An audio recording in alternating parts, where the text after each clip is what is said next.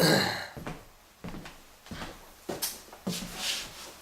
folks, it's Red Clay, and this is episode 9 in the series of videos I'm doing on the Alton gas storage project.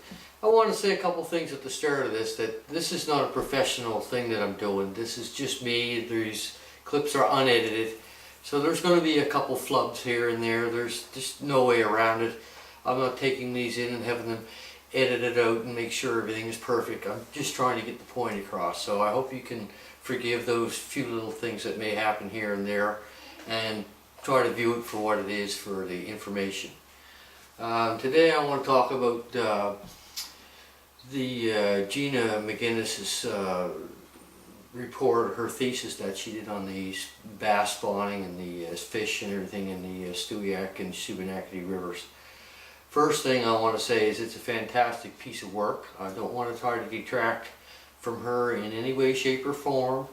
I did speak briefly with her on the phone here about a week ago and talked about it, and I'm sure that her heart is in the right place. Sounds like she's really wants to protect the fish. There's no doubt. At the town meeting here the other night in Stewiacke, she put on a great presentation. However, there's a lot of things that I've gleaned out of that report. I'm not going to get into all of them today. I'm only going to talk about one or two of them, but things that have been brought up to me and things that I've seen myself that, you know, call it into question. The first thing people have said to me, and I don't believe this is the case, but there are people that are saying this, is that she was paid by Alton to do the thesis. I don't think that that in any way means anything as far as the validity of what she did. It was very costly to do what she did. It took a long time and someone had to pay for it. So Alton paid for her to do her thesis. I don't have a problem with that. I think the information for the most part is accurate in there. Now she's working for Alton in the capacity of an advisor or a defender, as it appears to be at this point in time. That does call into question whether everything that she says can be counted on to be candid, let's say, because you don't bite the hand that feeds you, your boss.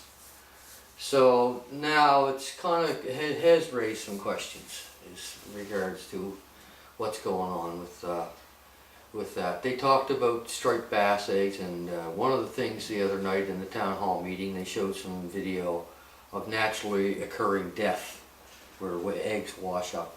And this is quite common in the peak of spawning, and they die on the mud flats, and then proceeded to say there is no way they could guarantee that no fish eggs were going to die, but you know, a lot of them die anyway.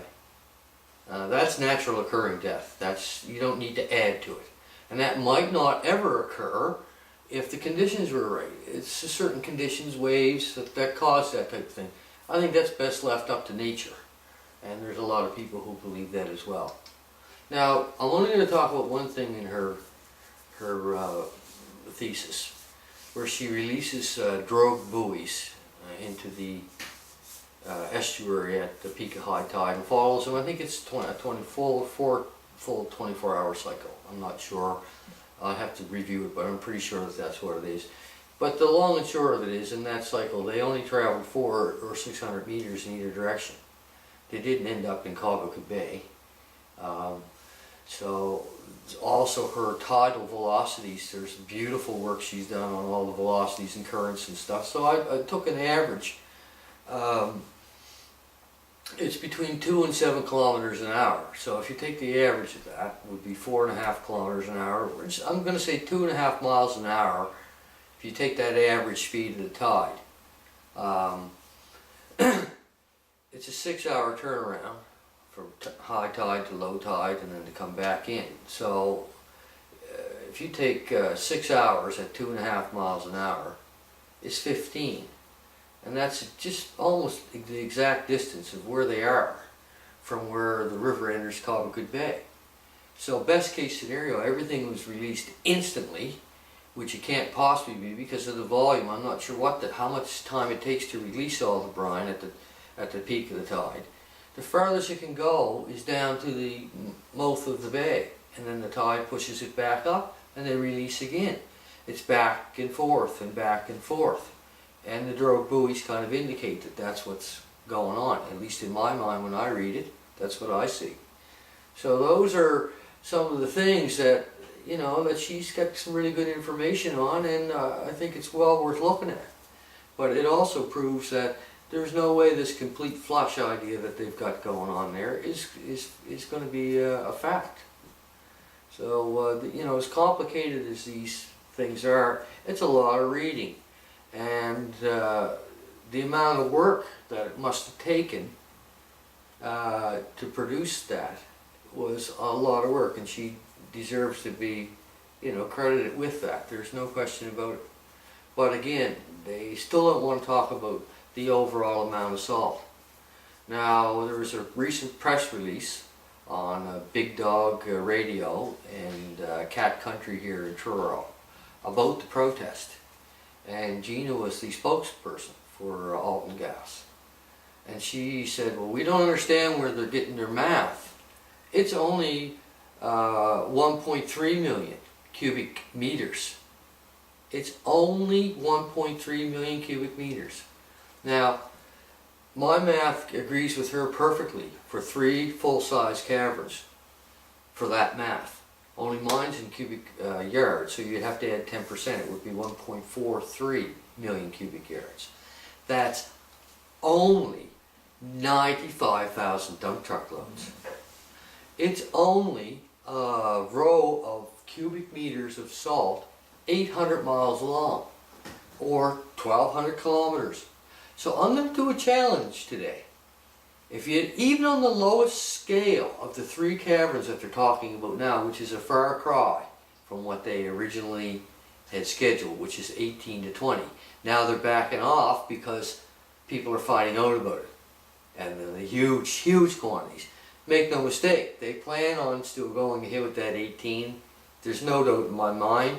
This is a get your foot in the door, get that river pumping, and then we'll go from there according to how many customers we have in demand. That will dictate how many caverns we have.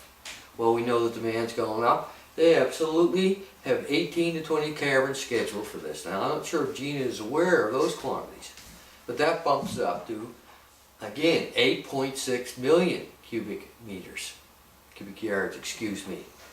So, everybody out there that's listening to this, if you have an automobile, I want you to go out and I want you to hit your reset your trip meter. And I want you to wait until it hits 1,200 kilometers so that you can see that the whole time you were driving by a row of salt blocks 3 feet by 3 feet by 3 feet, a solid wall. That is the amount that they're talking about now. It's only 1.3 million cubic yards. You have to excuse my beagle in her kennel there. So there's an admission on the small end.